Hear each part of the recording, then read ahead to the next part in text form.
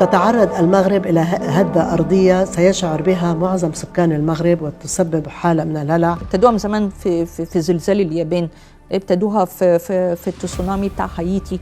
التسونامي بتاع هايتي ده مصنع بالكيمياء.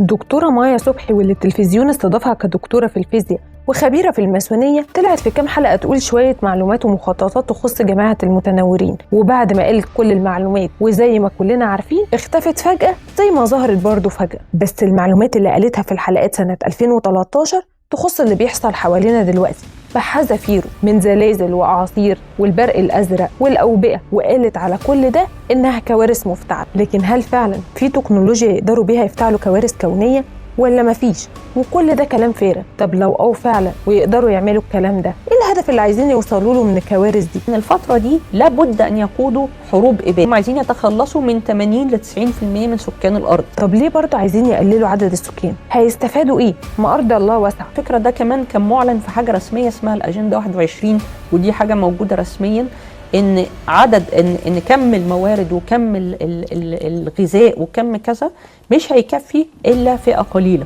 كل شيء اكيد له هدف معين ومدروس.